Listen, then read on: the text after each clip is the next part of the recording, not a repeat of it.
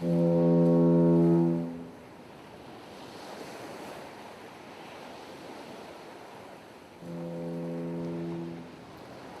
Tides is an AntiKs Entertainment affiliate. You can find us on social media at The Turning Tides Podcast on Instagram, Facebook, and YouTube, and at Turning Tides Pod on Twitter.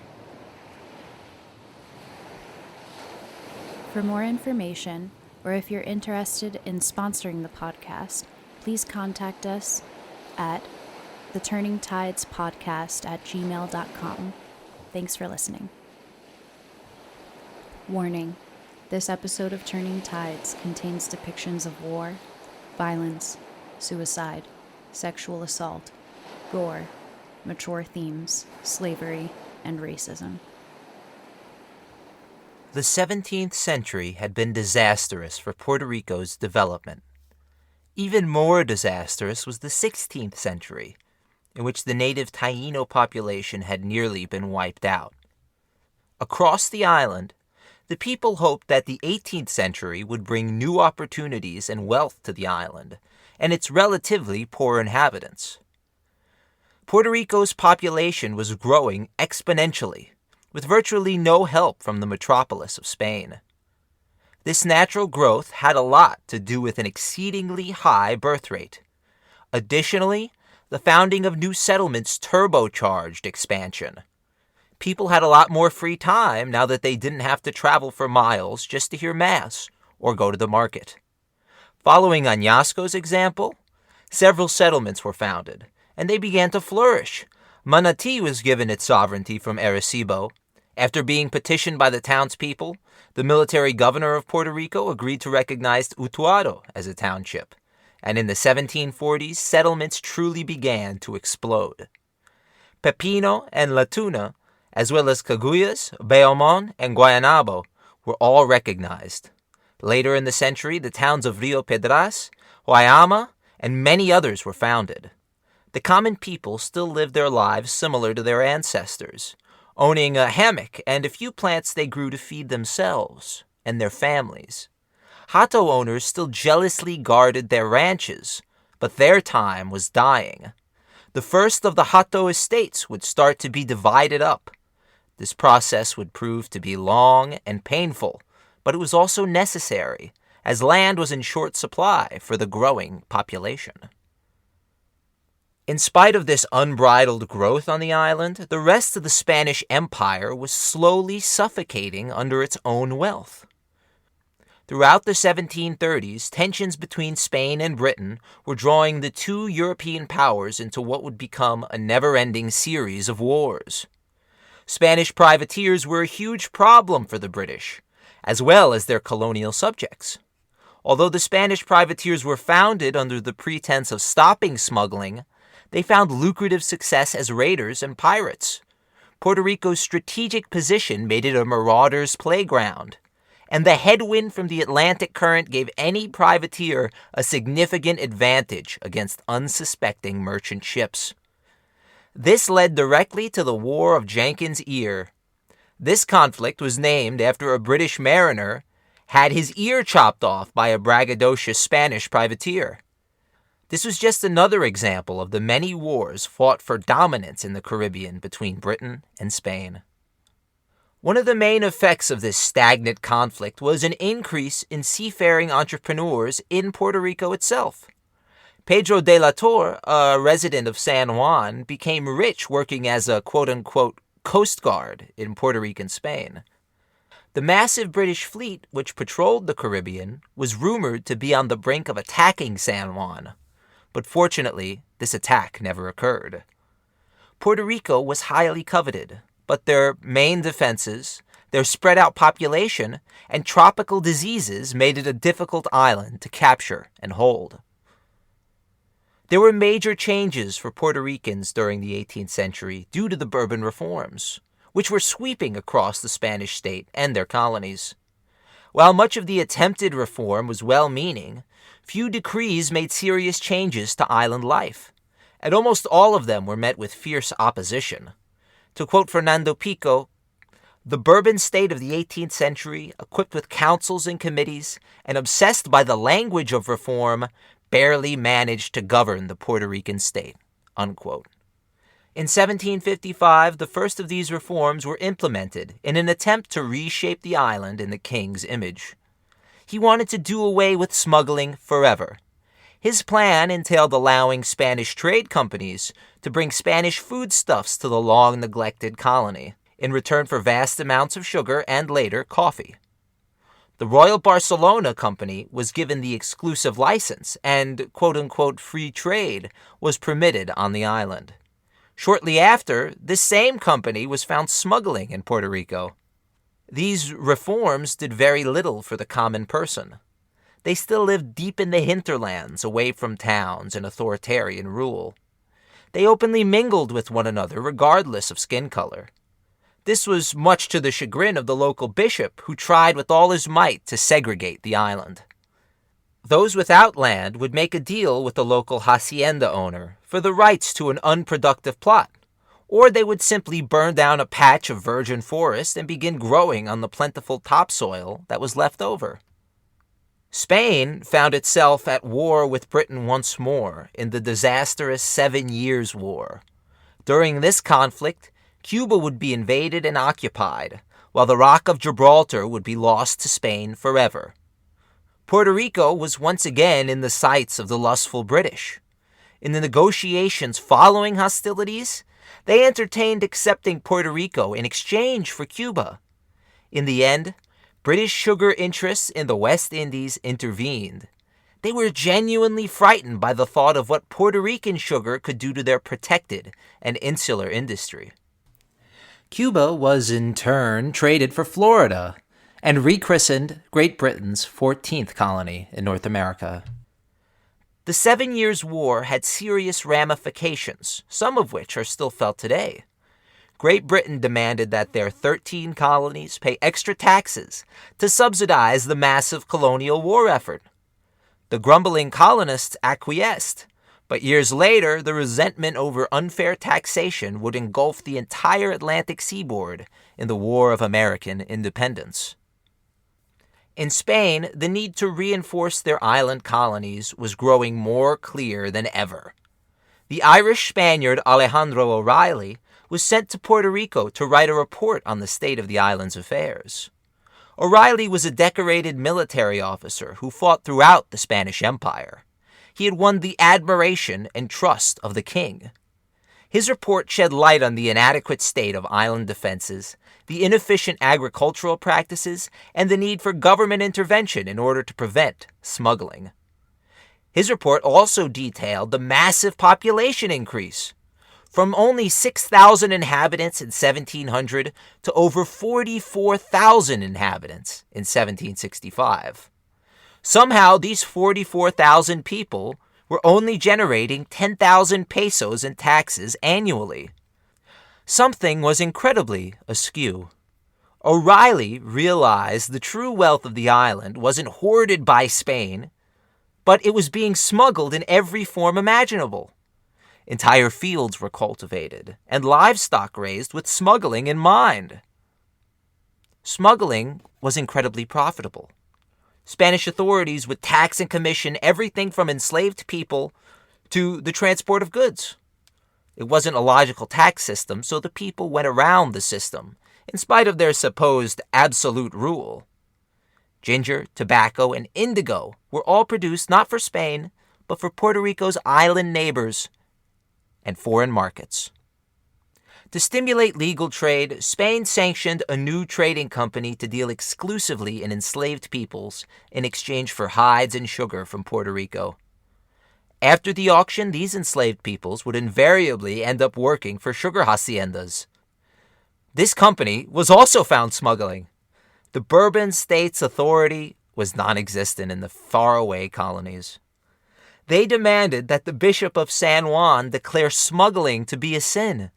The bishop refused on the grounds that it would do nothing to stop people from doing it. Bourbon authorities then attempted to fix the thorny issue of land ownership. Since colonization, no one in Puerto Rico technically owned their land. All land legally belonged to the sovereign of Spain, and he allowed people the right to live there and work the land. This led to problems when tenants and subtenants could not meet requirements of payment. For years, authorities attempted to wrestle the titles away from the hatos outside San Juan. Eventually, the Audiencia of Santo Domingue became so fed up with the issue that they declared that anyone who, quote, worked the land, owned the land, unquote. It was another victory for the Puerto Rican people in the face of blockheaded reformers. One of the few initiatives which was actually helpful to the common people of Puerto Rico was the introduction of the coffee bean from Santo Domingue in 1736. The first recorded use of the coffee bean dates back to the late 15th century. It was originally grown in the hills of Ethiopia. The story goes that a native Ethiopian goat herd noticed his goats eating strange berries from a plant. The berries made them so hyper that they refused to relax or rest. Informing the local abbot, the priest also found that the berries, when brewed in a tea, kept him alert and awake. From these humble origins, the use of coffee bean exploded. Members of the Sufi sect of Islam drank the beverage in large amounts in present-day Yemen. This beverage supposedly brought the drinker closer to the divine, as it kept Sufi prophets well awake into the night. Coffee drinking soon spread the entire breadth of the Muslim world. Cities like Cairo and Istanbul saw the rise of the first great coffee houses and coffee shops. The Yemeni growers guarded their monopoly on coffee until the mid-17th century, when the floodgates finally opened and spilled out into the European markets. In 1651, the first English coffee houses opened, and in no time at all, coffee fever swept the rest of continental Europe. Coffee quickly took root in Dutch Java, and by the 18th century it was thriving in the Caribbean, as well as the South American highlands. Coffee had the advantage of being addictive, but not incapacitating. In a time when drinking water was difficult, even dangerous, coffee prevailed. It could be drunk at all times, and was seen as a highly social drink, something which lubricated the mind and gave way to conversation. Thanks to the effects of the coffee bean, the idea of the coffee house revolutionary became popular, and coffee houses were even called penny universities in Britain, as they attracted intellectuals and philosophers from all walks of life. Coffee soon became a favorite crop for poorer Puerto Ricans. Many subsistence farmers grew plantains or plátanos in conjunction with coffee, because the coffee bush grows much better when given shade. Additionally, the bush grew incredibly well at higher altitudes, making the interior of Puerto Rico a perfect place for extensive coffee plant growth. In no time at all, coffee was competing with sugar as Puerto Rico's #1 export.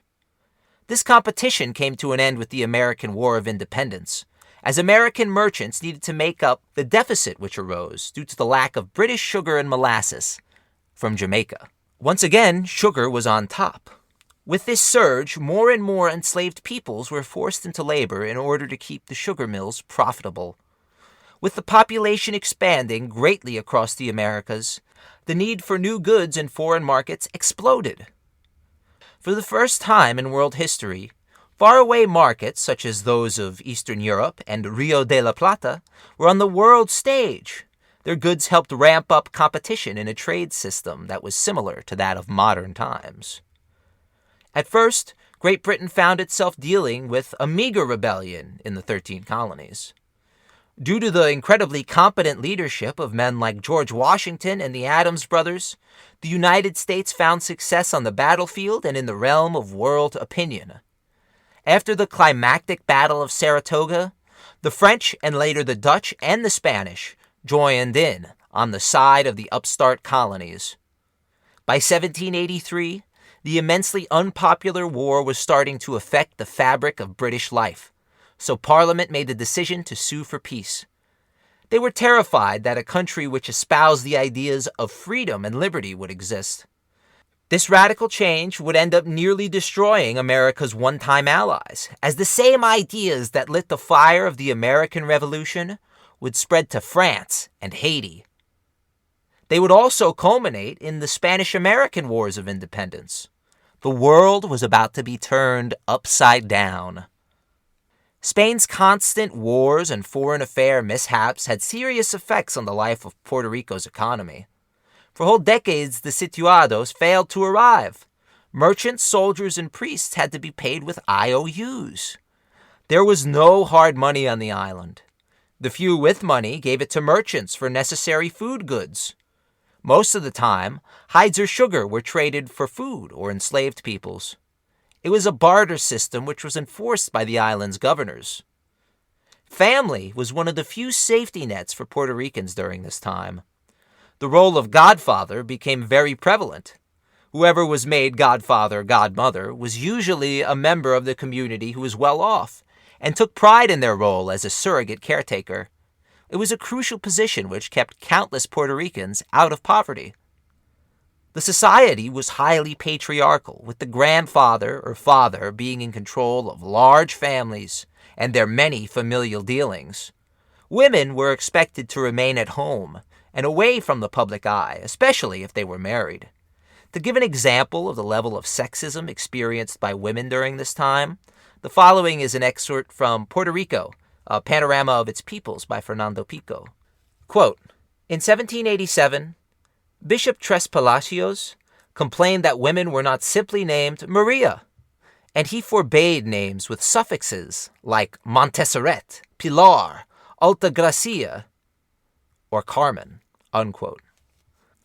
Thanks to the new taxes recommended by O'Reilly's report, as well as the island's ramped-up defensive measures, the situado was expanded, and the wages of the garrison soldiers were increased. This called for a new and innovative land tax. Original colonizers were given dozens of acres. As a result, many miles of land went unworked by their owners. This tax was levied with the hope that the large tracts of uncultivated land would either be worked or be sold to new owners. With much of the island's budget diverted to military upkeep, there was very little done to fix the common citizens' issues. It was easier to travel from San Juan to the Danish-controlled island of St. Thomas than it was to travel anywhere inland in Puerto Rico. There were virtually no roads, and the roads which did exist were goat paths, which had been worn into the terrain throughout time. During the rainy seasons, these roads became dangerous, muddy quagmires which were nearly impossible to traverse. Whole towns were cut off from the rest of the island for weeks at a time. The one thing that seemed to always be in supply was money for parties and festivals. These festivals were held throughout the year with great pomp and celebration. Fireworks, cockfights, and dances were held at great expense to the island's budget. These festivities included, quote, the feasts of Our Lady, the Apostles, the great saints of antiquity, St. Rose, St. Anthony, St. Francis, St. Blaise, St. Michael the Archangel, unquote. Fernando Picó goes on to say, quote, there were days for bearing candles, for racing horses or lighting bonfires. There were days on which no stove was lit, nor nails hammered. There were nights for singing the rosary or attending midnight mass, unquote. But not everything on the island was a celebration. An incredibly racist society and governmental system existed beneath the surface. Any important decision was made based on your blood and who your parents were.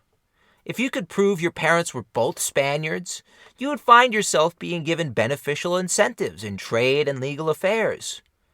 Spaniards were actually a minority of the Puerto Rican population, while multi-ethnic black and enslaved peoples outnumbered the quote-unquote pure whites who lived on the island.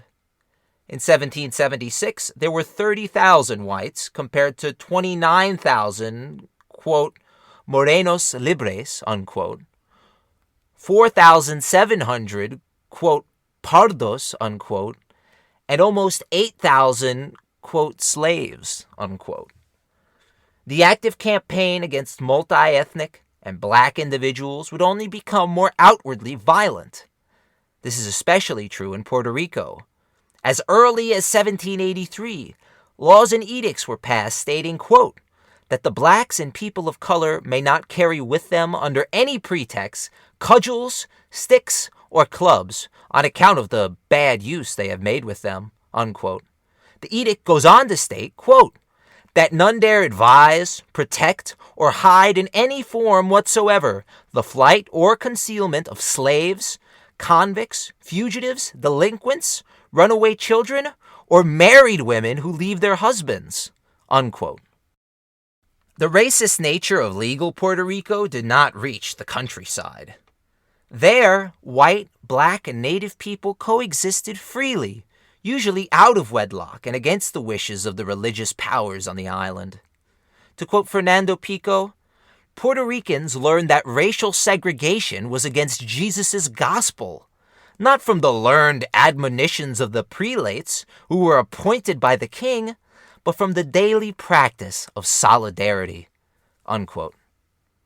In the years before the revolutions in America and France, Puerto Rico was still seen as a haven for enslaved people looking to live freely. A group of over 300 enslaved peoples who were bound for St. Thomas was granted refuge by the Puerto Rican authorities. However, this policy would soon change with the coming rebellions. In France, years of poor harvest, absurd taxes, and aggressive foreign policy had left the country completely in debt. To counter this, King Louis XVI called his Estates General to formally increase taxes. The leaders of the Third Estate soon attempted to take control of the entire assembly, causing the king to force the assembly's dissolution. In response, members of the Third Estate passed the Tennis Court Oath, which bound its members to stand together until a constitution was established. By July 1789, the new National Assembly was drafting the Constitution, while hungry Parisians stormed the Bastille. During that same year, Marquis de Lafayette drafted the original copy of the Declaration of the Rights of Man. In the document's first article, it states, quote, men are born and remain free and equal in rights, unquote. It was an explosive idea. How could France continue to justify the hundreds of thousands of enslaved Africans they had forced into bondage in their colonies? A hyper-revolution swept France, and it soon spread to the French colonies. The Haitian War of Independence began in August of 1791 with a massive rebellion in the northern end of the island.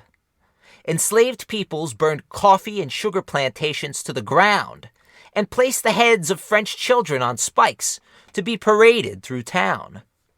By 1792, Britain and Spain were at war with revolutionary France, and they sent whole armies into Haiti to fight on the side of the Haitian peoples.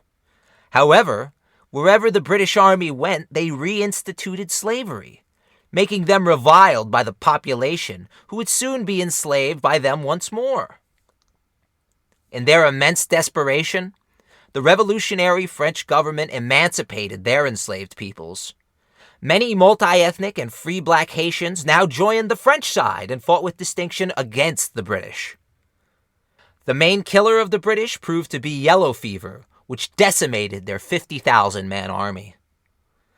Following the British retreat, the leader of Haiti, Toussaint Louverture, sent agents across the Caribbean to stir other enslaved peoples to arms.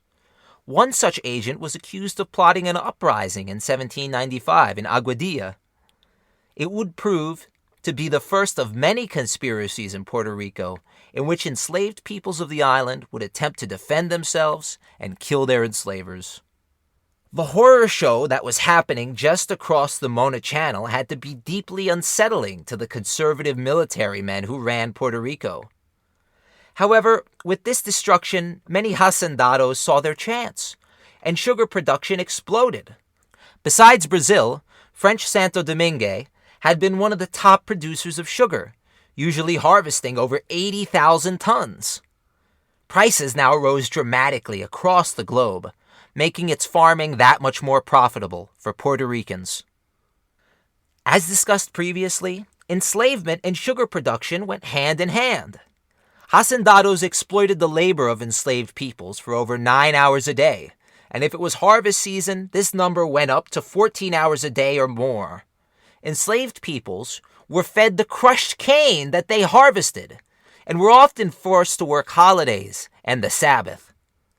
The lack of technological advancement in agriculture in Puerto Rico up to that point had been the reason enslaved peoples made up only 11% of the population. They suffered an incredible amount of deprivation in order to provide sugar for their enslavers to sell at an immense profit. There are those who claim that slavery led to technological stagnation, or that enslaved laborers were unproductive. Clearly, they have not looked into the history of the places where slavery was most prevalent. The economic progress of Europe during this period was a direct result of enslaved people's labor throughout the southern United States and across Spanish South America. In Puerto Rico, one of the few peoples who advanced societally were the Creoles. These were Puerto Ricans who could trace their descent back to Europe. They found success as merchants, privateers, and increasingly in the clergy. Usually, religious orders were reserved exclusively for Europeans from the Spanish mainland. After several epidemics killed many of the island's European priests, the religious authorities finally let Creole people join the priesthood.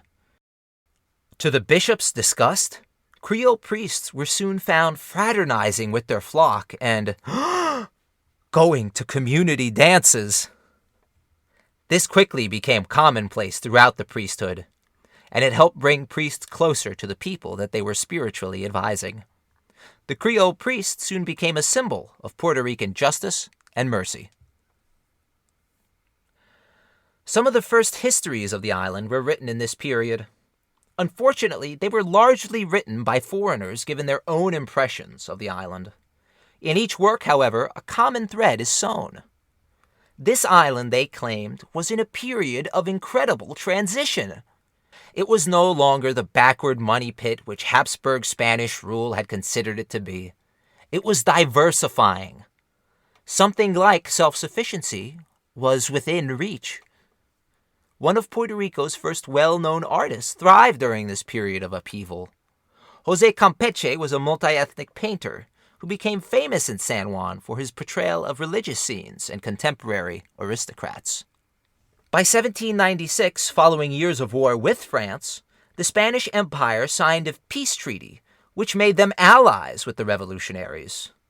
The once mighty 13% of the world-owning Spanish Empire showed itself to be little more than a French satellite. After this betrayal of British interests, an invasion was planned, which aimed to quickly break up Spain's colonial empire. 68 ships carrying over 6,000 British soldiers sailed for the Caribbean. This was a joint operation led by Ralph Abercrombie of the Royal Army and Henry Harvey of the Royal Navy. They first arrived in Trinidad, where they captured the island without a fight. Then they turned north, toward Puerto Rico. For the first time in nearly 200 years, the British would attempt to take the key to the Indies. Those ships which were not disembarking men were sent to blockade the rest of the island. And by April 18, 1797, the 6,000 British troops landed in Cangrejos and attempted to take San Juan from behind. But this was not the same meager islet which Britain had captured 199 years ago.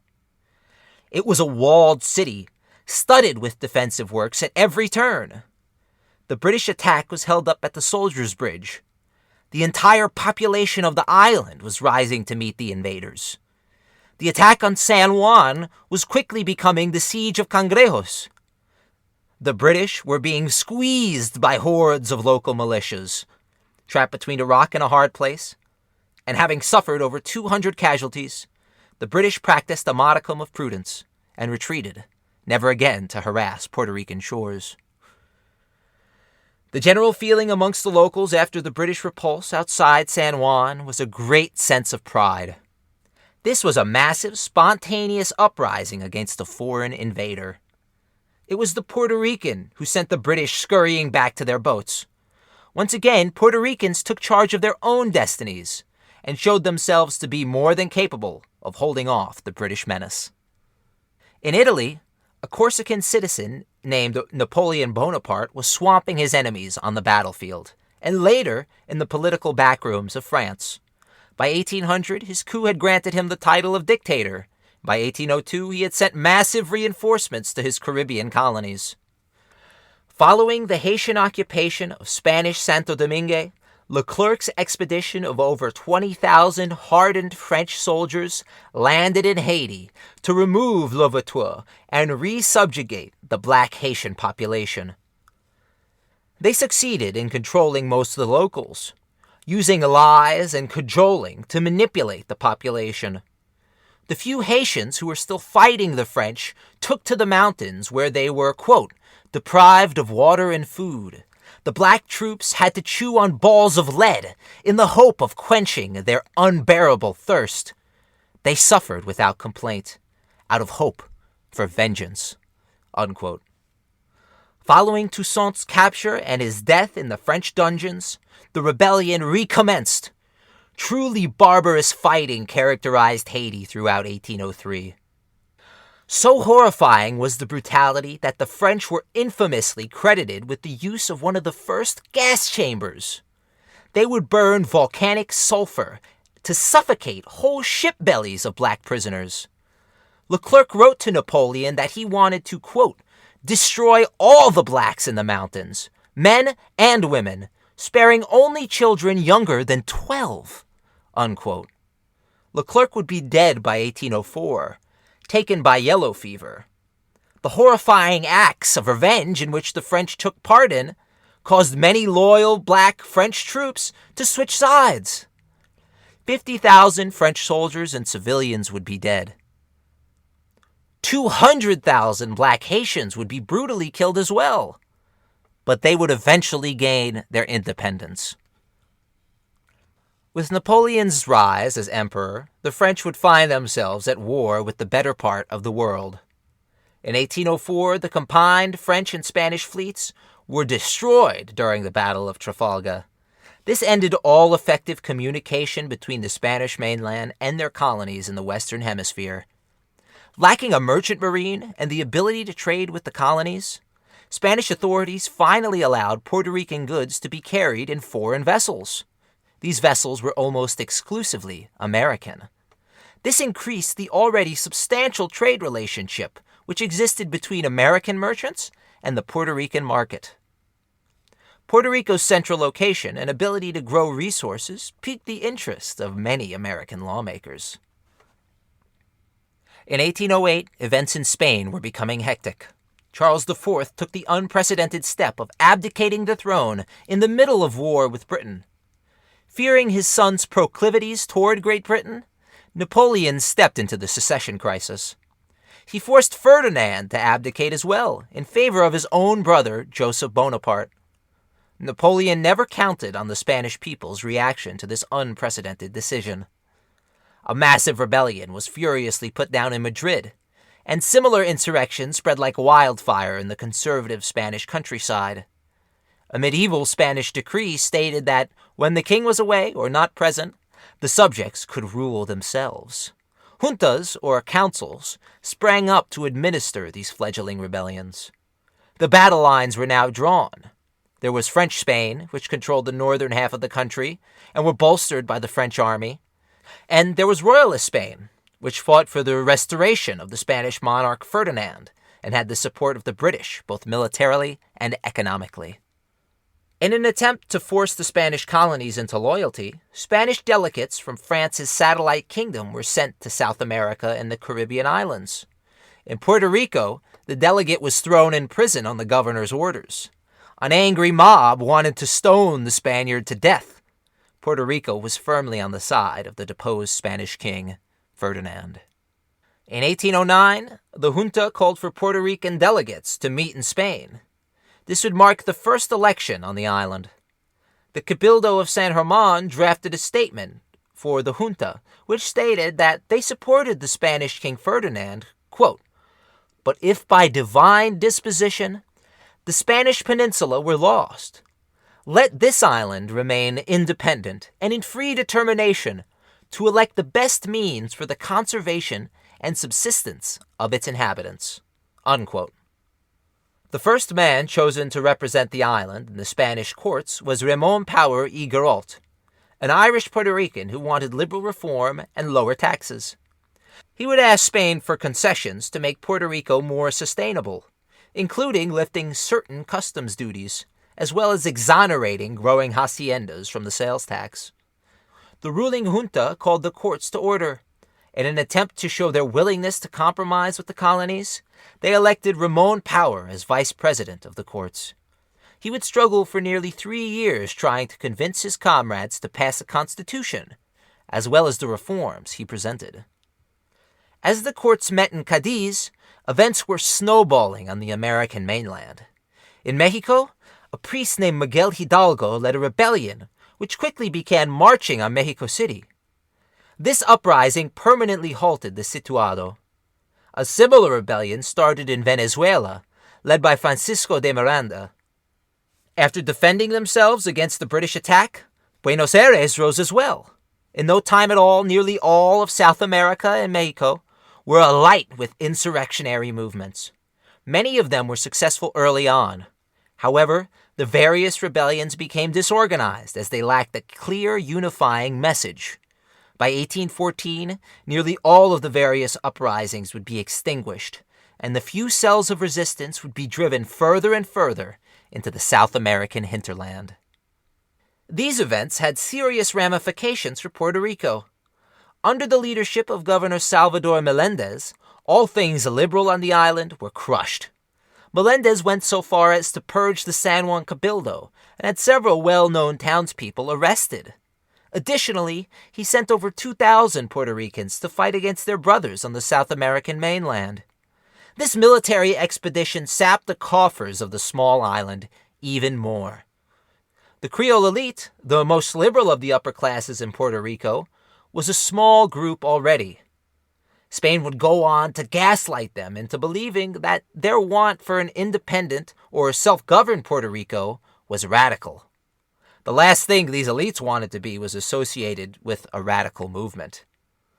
These manipulative tactics allowed Spain to control and brainwash the Puerto Rican elite, delaying the island people's rebellion for many years. Back in the courts of Spain, Ramon Power had been working feverishly to pass reforms. In 1811, the Lay Power Act was officially passed and ratified. The junta had recently been abolished as well, replaced by the Regency Council, a seemingly more efficient way to run a state which was under foreign occupation. Previously, the military governor controlled all aspects of Puerto Rican life, often to the detriment of the island's economy. They passed laws, they sought out funds, and defended their island in case of attack. The Lay Power Act opened several ports to Puerto Rican trade and stipulated that for the first time in the island's history, the roles of military governor and economic intendant or treasurer would be held by 2 separate men. Alejandro Ramirez y Blanco was chosen as the new intendant of Puerto Rico. He was previously the intendant for Honduras.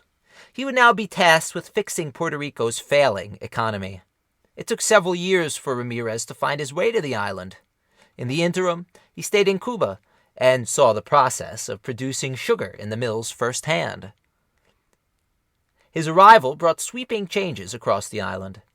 He introduced paper money in the hopes that it would bring the island economic independence from the Situado. Unfortunately, trust in the money was non-existent. Many merchants refused to be paid with it, and the bills were easily counterfeited. As a result, inflation rose. It cost 300 paper pesos to acquire a single silver peso. Ramirez refused to be deterred. He found a solution to the problem he started. As thousands of loyalists from the South American mainland, mainly Venezuela, streamed into Puerto Rico's ports, they brought pieces of silver with them. Ramirez saw their money, or macuquino, as a life vest. He asked that refugees fleeing Venezuela bring their silver, and upon arrival a portion of it would be taken by the government. The government then distributed this silver to their citizens, and the useless paper bills were then burnt. Although it was only meant to serve as a temporary solution, the macuquino remained in Puerto Rican circulation until the 1850s. In addition to these battles with the island's currency, Ramirez removed several impediments to growth. He abolished complicated indirect taxes, preferring to tax the land which was owned or the income acquired.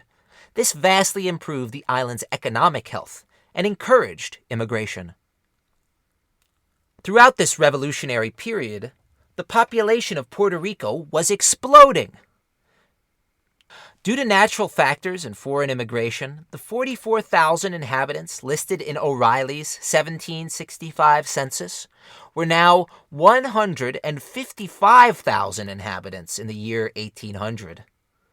The genocidal war in Haiti contributed to a rising number of French citizens moving to Puerto Rico, where their connections and sugar-growing prowess allowed them to become a staple of the island's economy fairly quickly. As was mentioned, thousands of loyalist South Americans arrived in Puerto Rico during this time. Due to cultural similarities, many assimilated into Puerto Rican society very easily. When the Irish arrived, they were first treated with suspicion, but they eventually became an integral part of the island's culture and economy. Surnames like Power, O'Reilly, or O'Daly are prevalent throughout Puerto Rican history, exemplifying the effects Irish immigration played on the island well into today. Many thousands of convicts from across Spain and its colonies arrived as well. They were forced into brutal labor on the walls of San Juan or in the unsanitary water systems. Many thousands died, and many more were left handicapped as a result of the unsafe working conditions. Those who survived could move to the interior of the island. How many people did this is still unclear and requires more research. The most important segment of the population, which created the wealth of the Puerto Rican elite, were the tens of thousands of Africans who arrived against their will.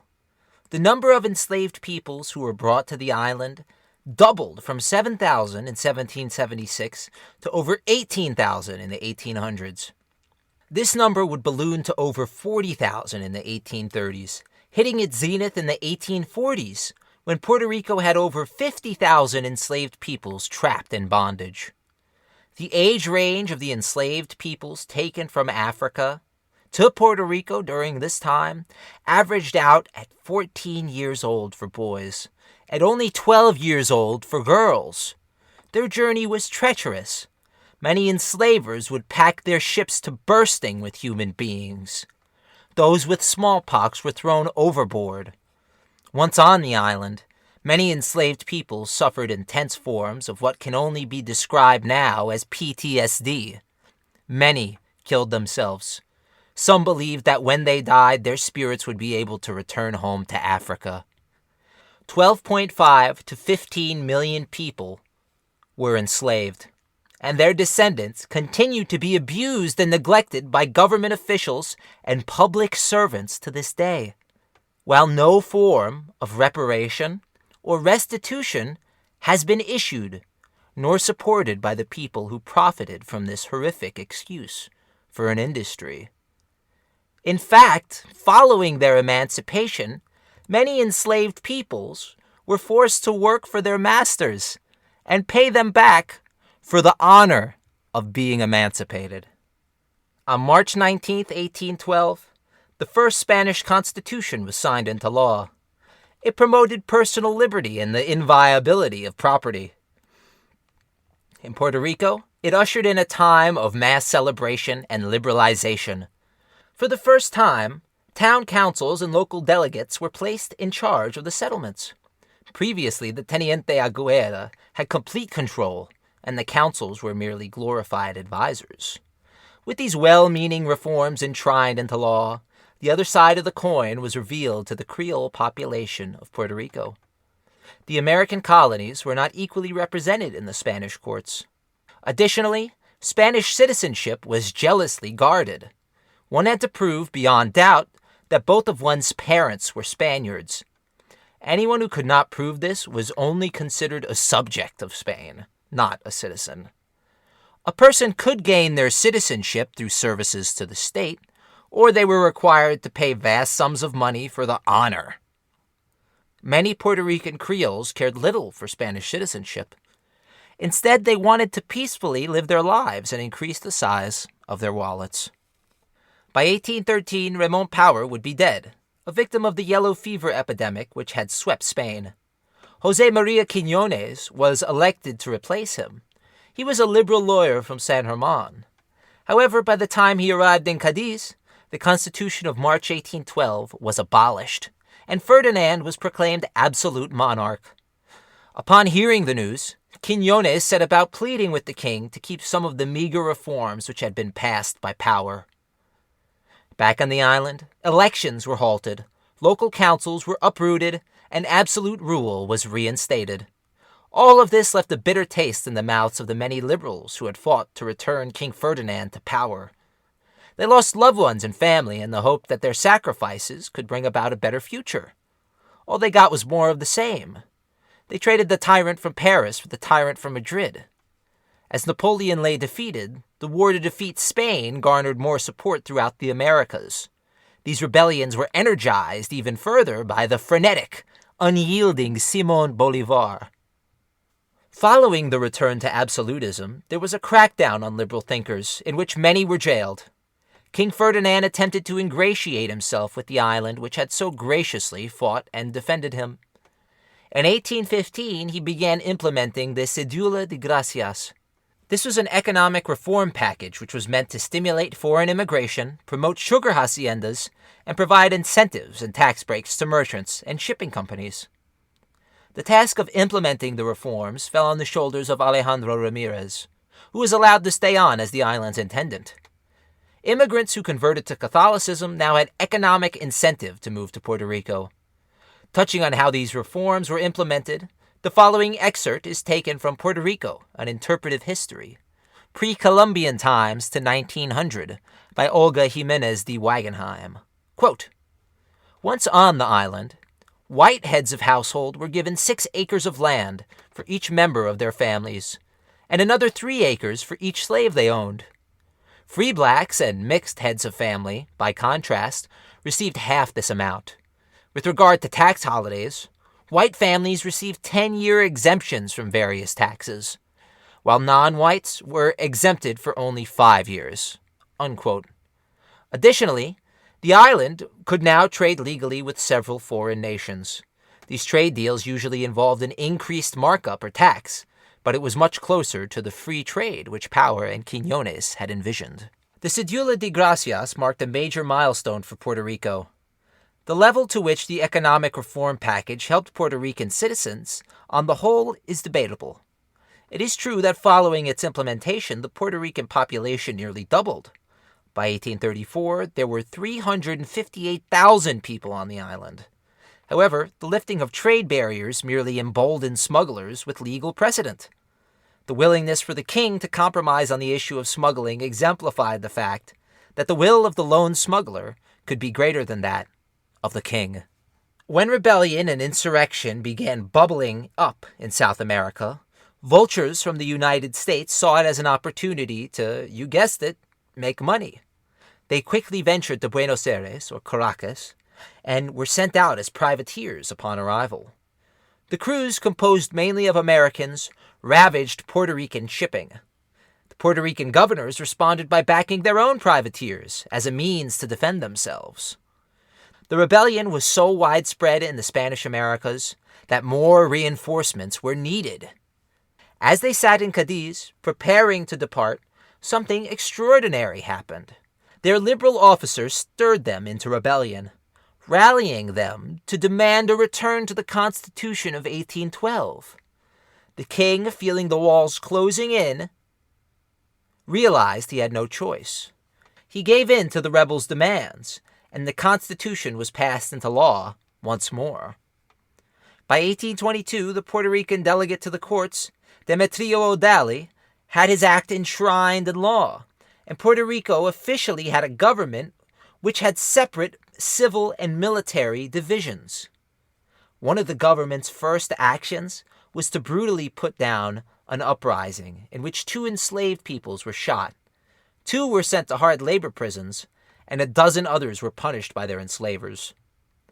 As O'Daly's term as delegate expired, Jose Maria Jiménez was reinstated.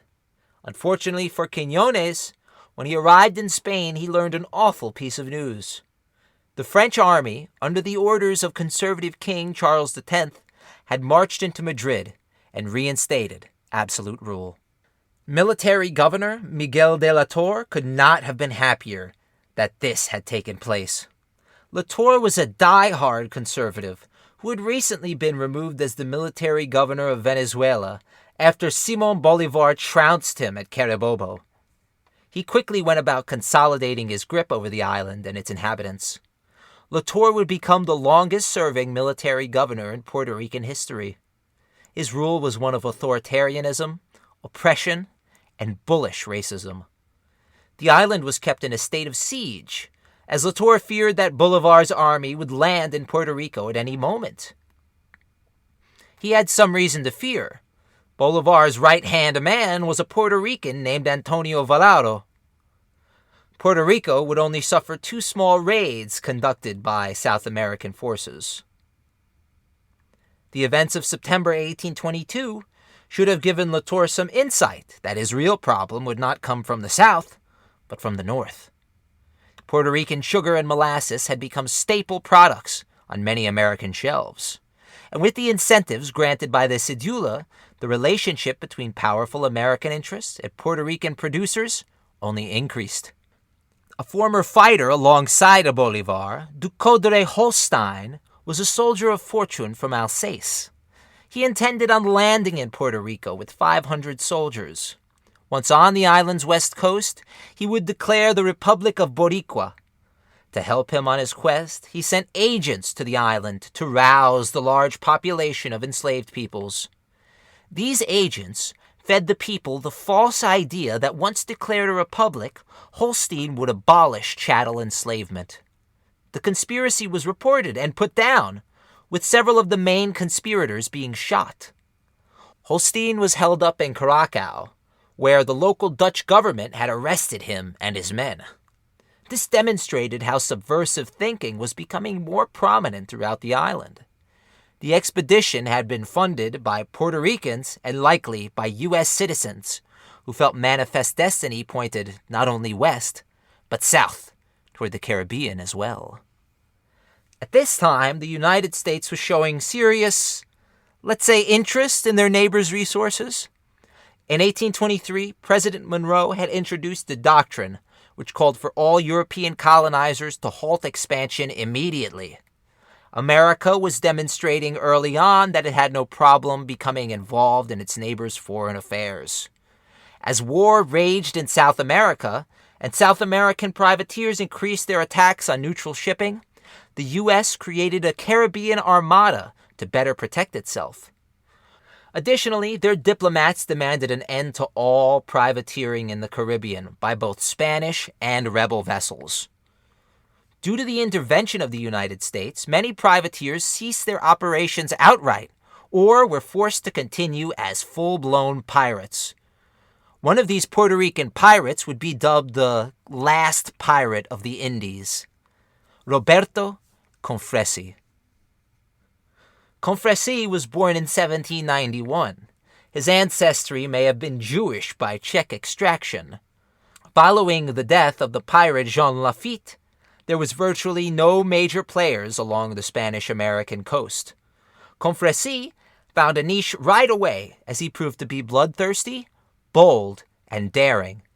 His success was stunning, and it was quite shocking to the powers that be, especially during a time when the threat of piracy was thought to have been curtailed.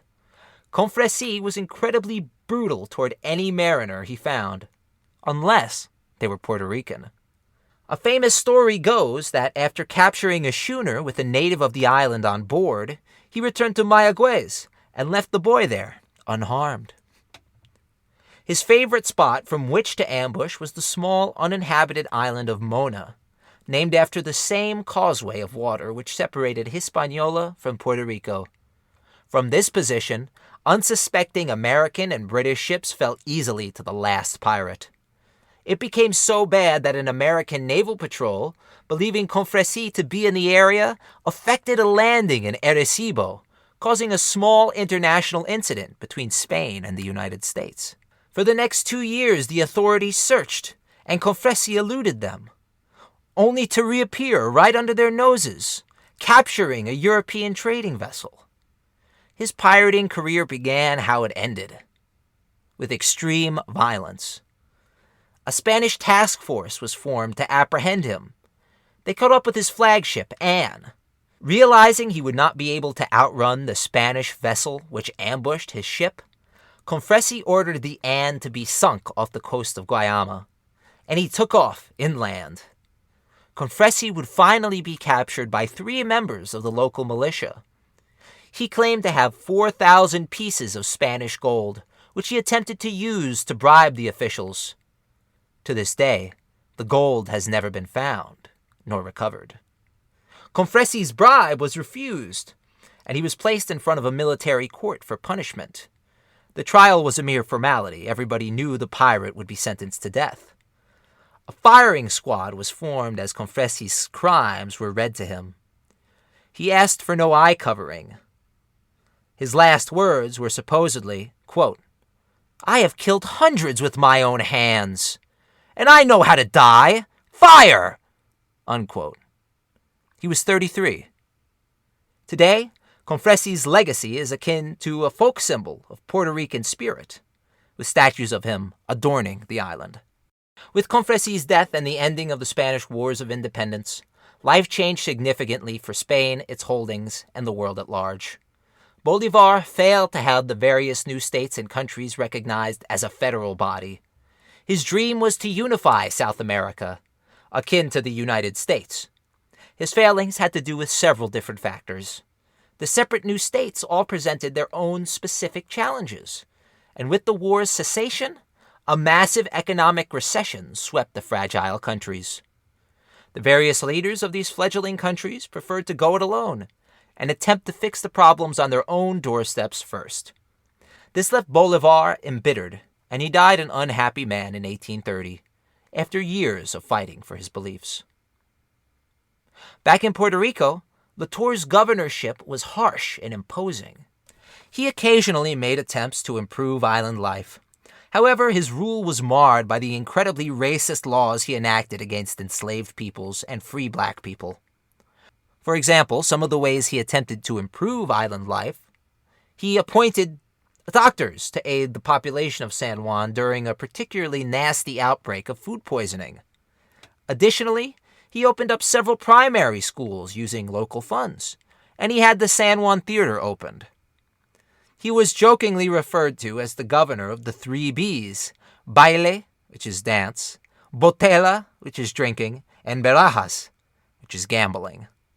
Throughout this period, sugar was growing more and more. Its main production centers were Guayama in the southeast, Mayagüez in the northwest, and Ponce in the southwest. Immigrants were the main movers of the island's wealth. 80% of all sugar growth done in Ponce, for example, was controlled by foreign planters.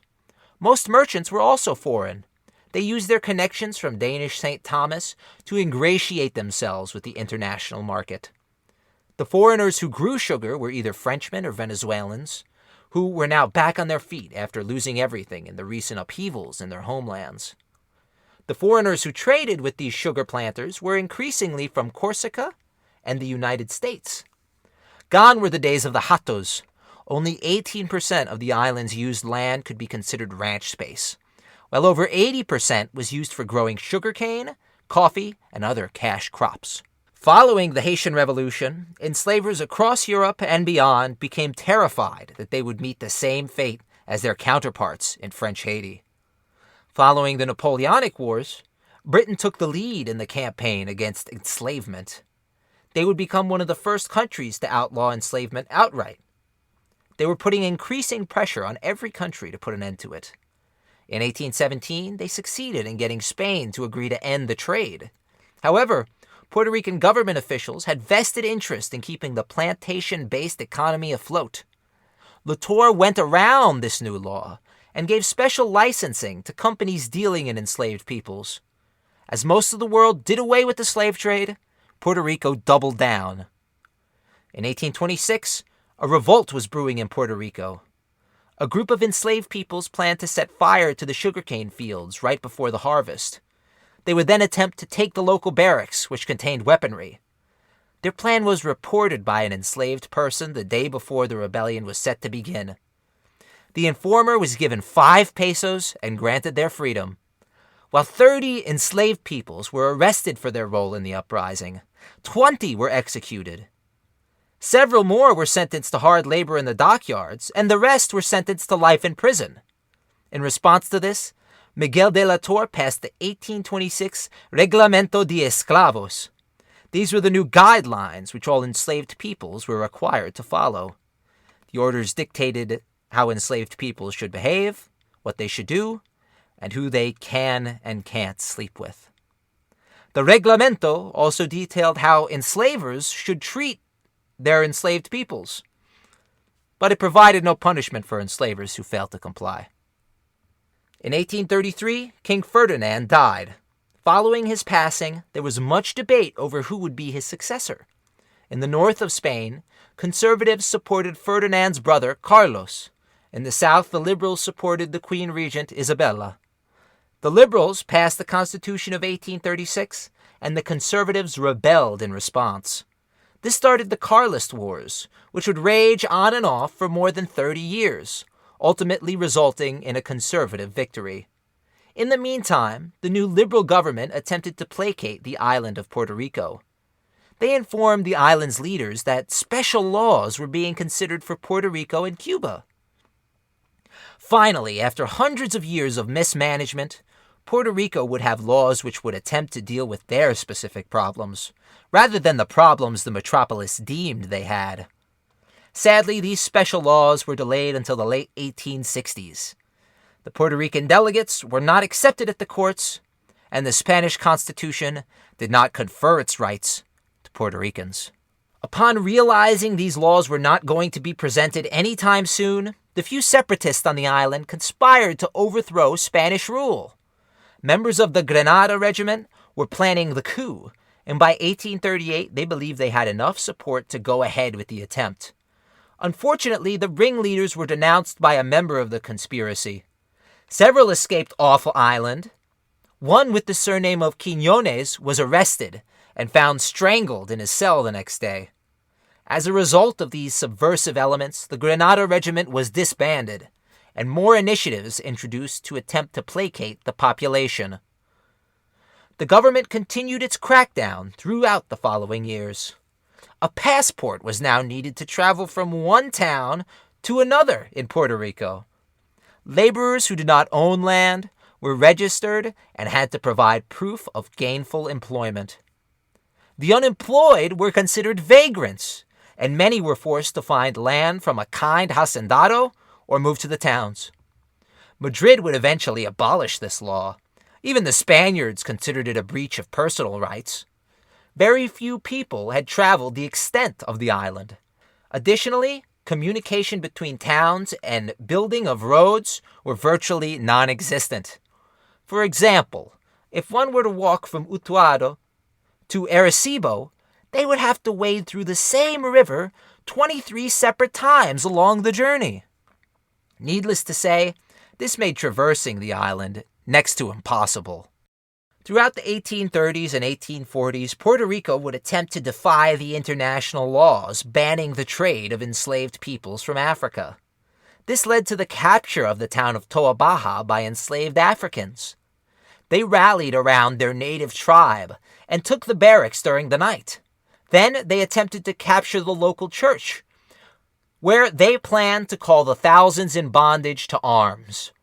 They were held up by the local priest and a vigilante until the militia arrived and quelled the uprising. Several more conspiracies and uprisings would be attempted all over the island, but the uprising in Toa Baja was by far the most successful. The most productive sugar plantations were the main focus of these many rebellions. The uprisings were planned with the harvest season. In 1845, Puerto Rico finally upheld the ban on the slave trade. Almost immediately, hacendados complained that they would not have enough of a workforce to harvest their precious sugarcane. They demanded action from the governor, Juan González de Puzella. He reacted by passing the law of the libreta. This was essentially the same system which had been decried by Spain as being a violation of individual human rights. This made it compulsory for any worker who did not own land nor rent to carry a passbook with them. This passbook kept your work records and needed to be filled in every week by your employer. Your employer could also add comments about the worker and point out infractions which could seriously affect the laborer. Those found without libretas, or with their libretas unfilled, were forced into relocation. They were sent to the developing towns. This turned the landless worker into a new source of labor for the hacendados. These workers made up about 10% of the population. They were meant to replace the dwindling population of enslaved peoples. Many hacendados would even confiscate workers' passbooks or withhold pay in the hopes of keeping the workers on until the end of the season. Free workers constantly refused to work during harvest time, and almost no one would willingly work in the boiling houses of the sugar mills. As 1848 began, enslaved peoples began rising up across the Caribbean, deeply frightening Juan Prim, the military governor. He passed the infamous Black Codes in response. These were vehemently racist laws. They targeted black people and enslaved people specifically.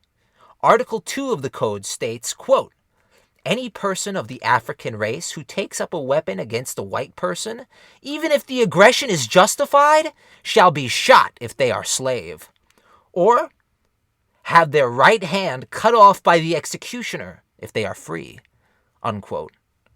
Enslaved people in Ponce refused to be afraid of these new laws, and they rebelled in July of 1848.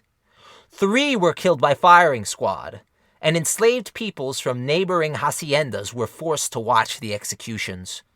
Another sinister aspect of the codes was the increased payout to any enslaved person who worked with authorities to capture enslaved peoples who planned to rise up against their masters. As workers were either forced to work in the sugar fields or streamed into the cities, a devastating epidemic would choke the island. During this mass migration in the 1850s, the main downside was the lack of infrastructure in the city itself. The water supply and aqueduct system could not handle this massive population increase. By 1855, thousands were dying of cholera. Cholera is caused by ingesting unsanitary water or food. It can spread very rapidly, especially in unsanitary urban conditions. Nearly 40% of those who died were enslaved peoples who had no access to basic health care. In the end, over 30,000 people died as a result of this disease, which spread so far because of the racist and inept government's mismanagement. In Mayagüez, one of the few who tried to help the incredibly poor and enslaved populations was Ramon Emeterio Betances. Born of Norman and African parents, Betances was found throughout the barrios of Puerto Rico, providing medical care for all, free of charge. He was an abolitionist who believed slavery was one of the great sins which man had committed. As a boy, he was educated in France and had to go through the embarrassing ordeal of seeing his father becoming an, quote, official white, unquote. This was a process which was forced onto black people and multi-ethnic people in order to allow certain marriages to be recognized or to validate certain business deals. It took years, lots of money, and a public denouncing of your entire family's history in order to complete the process. In spite of his official whiteness, Betances ran an escaped slave society. Here he attempted to secure passage for maroons and runaways. Every Sunday, he could be found at the local church, attempting to buy the freedom of any newborn enslaved baby. He did the right thing in spite of the consequences, and he was hated for it. By 1859, he was exiled from the island, in what would prove to be the first of many exiles. He escaped the authorities, but his life was upended after the death of his fiancée, Maria Lita del Carmen. He was at a loss. For a time, he gave up his practice, preferring instead to clean the gravestone of his beloved for hours at a time. His short story, The Borican Virgin, is inspired by his unending love for her. He would eventually marry, but it was, by all accounts, a loveless marriage, made for convenience's sake. Betances would eventually find himself back in medicine, working as one of the few surgeons on the Puerto Rican island. His life would not remain this way, though. He would be exiled again from Puerto Rico and find his way to the Dominican Republic, as their people fought in the War of Restoration against Spain. Here he only grew more radical, as he became determined to expel the Spanish from Puerto Rico. His machinations would not come to fruition for many years, but his determination to free his island and his island's enslaved peoples would keep him going. One of Betances' main inspirations was the American John Brown. His violent abolitionism and his raid on Harper's Ferry, Virginia, showed how divided people had become because of the practice of enslavement. John Brown's death would lead directly to the American Civil War. This conflict allowed Puerto Rico to swoop in on the cotton trade, as America had stopped producing. The island capitalized on this cash crop, as hundreds of thousands died a few hundred miles to their north. Following the Civil War's conclusion, the world economy took a nosedive, as goods from the previously blockaded South re-entered the world market. In 1865, liberal Spanish monarchists had gained control of the country. They formed a junta and asked Puerto Rico and Cuba to send delegations, which would present reforms they felt were necessary. 3 liberals and 3 conservatives were chosen from the island, even after the conservatives in power passed a last-second poll tax which was unpayable for most Creoles. These representatives demanded the abolition of slavery, proportional representation in the courts, the extension of constitutional guarantees to islanders, and the fulfillment of the promised special laws. Additionally, they wanted economic freedom from absurdly high taxes and arbitrary Spanish economic laws. In April of 1867, the courts dispersed without considering a single reform proposed by Puerto Rico. This was the straw that had broken the camel's back for Betances. He could no longer sit idly by as Spain continued to harvest Puerto Rican resources and capital for its own gain. If Puerto Rico would not be allowed the same rights which Spaniards enjoyed, then Spaniards should have to do without Puerto Rico's wealth. An increasing problem for the Puerto Rican population was so-called voluntary contributions. These bribes were not voluntary, and they were hardly contributions. Officials would simply take the money out of the treasury. In the most egregious example, 103,000 pesos were simply lifted from San Juan's vaults. The money had originally been set aside to build an aqueduct system. On top of this reckless governance, Spain demanded money from the colony to pay for its many, many wars. I've already mentioned the Restoration War in the Dominican Republic, but there were also wars and rebellions which required massive military expenditure in Morocco and the Philippines. As if this wasn't enough to convince someone of the need for separation, Spain demanded that Puerto Rico begin covering the public debt of the Spanish peninsula. These were the conditions on the island when Betances schemed up a revolution, which he hoped would culminate in Puerto Rican independence. First, he needed his rallying document, which he called the 10 Commandments of Free Men. His points are as follows, quote, 1. The abolition of slavery. 2. The right to vote on all impositions. 3. Freedom of religion. 4. Freedom of speech. 5. Freedom of the press. 6. Freedom of trade. 7. The right to assemble. 8. The right to bear arms. 9. Inviolability of the citizen. And 10. The right to choose our own authorities. Unquote. He goes on to say, quote, if Spain feels capable of granting us and gives us those rights and liberties, they may then send us a general, captain, a governor, made of straw, that we will burn in effigy come carnival time, as to remember all the Judases that they have sold us until now. That way, we will be Spanish, and not otherwise. If not, Puerto Ricans, have patience, for I swear that you will be free." Unquote. When a massive hurricane touched down on the island and wreaked devastation, Spanish authorities started to demand taxes early.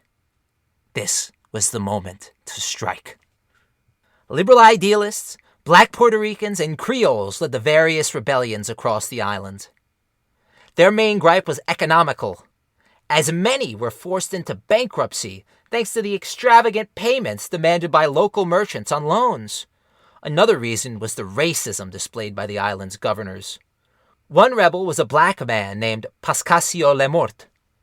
He had been fired from his position as a local scribe.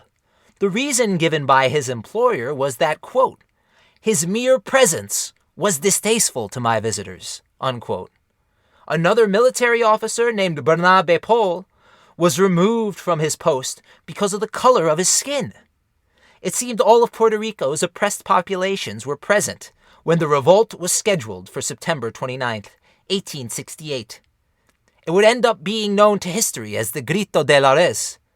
This rebellion miraculously coincided with two separate rebellions across Spain's holdings. As the various rebel cells planned their offensive, disaster struck the nascent uprising. A single soldier informed on the whole movement, and one of its principal leaders was arrested and had his home raided by police. The decision was made to push the rebellion ahead a whole week and to move its location to Lares, a small town in the Central Mountains. The leader of the rebellion in Puerto Rico was a liberal hacendado named Manuel Rosas.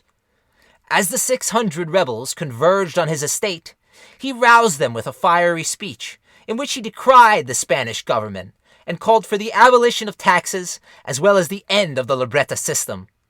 In response, many hundreds burned their workbooks.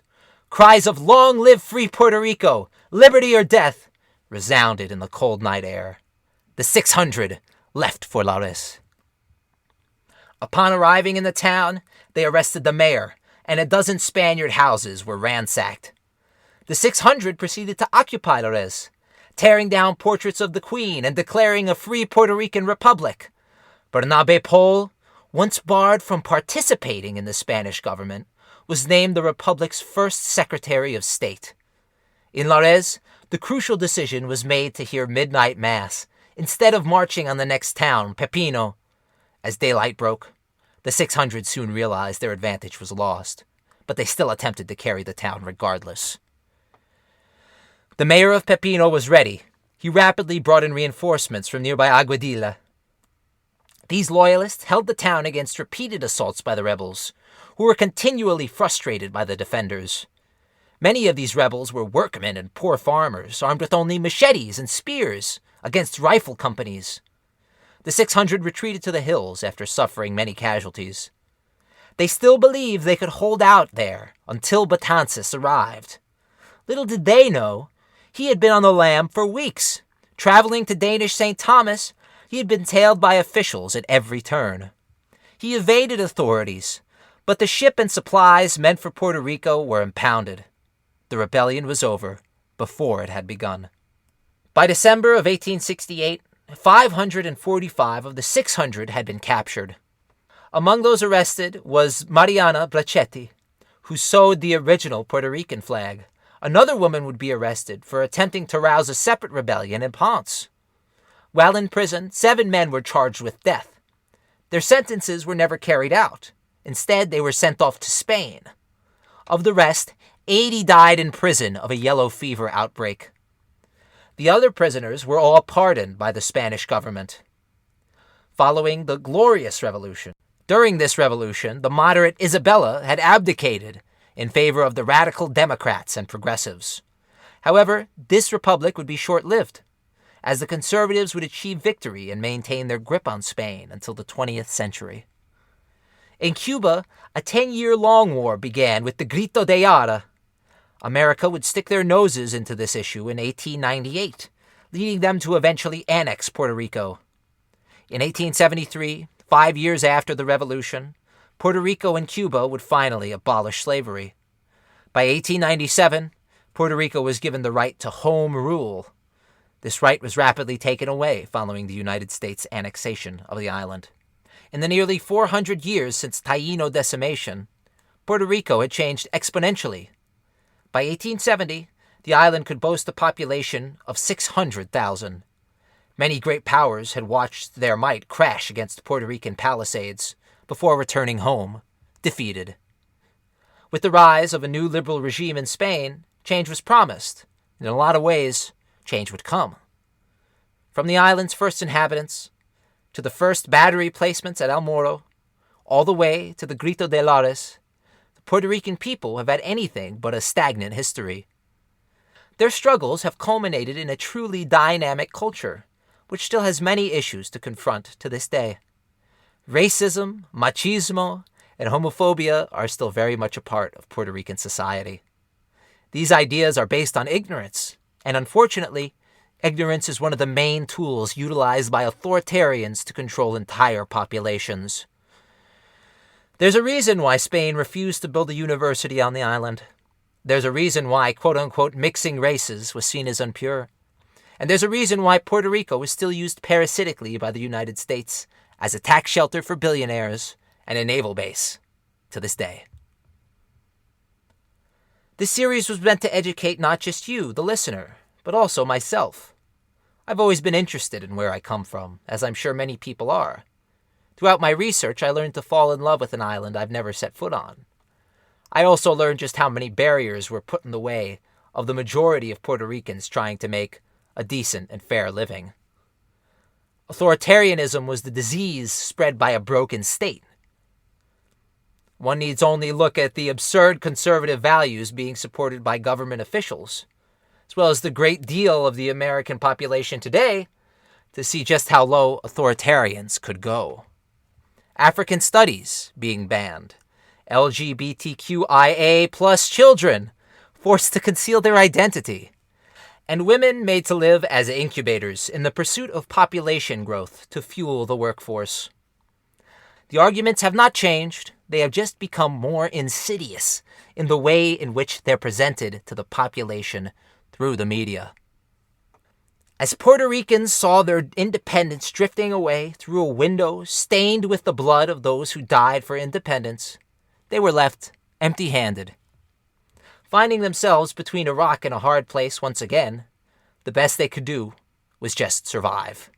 This they did, and not only that, they thrived. Now over 9 million people claim Puerto Rican descent throughout the world. As the island changed and millions of Puerto Ricans moved away, one thing that remained was the fierce pride the inhabitants had for their island. Confronted by the 20th century, Puerto Rico would find itself a pawn in America's grand scheme. But the people's adaptability and resistance continued to prove strong in the face of foreign control. I'm your host, Joseph Pascone, and I just wanted to say thank you to everyone who's downloaded the show. It's been so much more successful than I could have ever imagined. That being said, Melissa and I need a break. These series take a lot out of us, and we want to be able to deliver the same quality of content consistently. It won't be a long break, so don't worry. We will be returning on March 21st with a story much more modern as we cover the Attica State Penitentiary police riots. Thank you again for listening. We'll see you soon. If you like what you heard today, you can support us by donating on PayPal at Turning Tides Podcast 1. Thanks for the support and thank you for listening.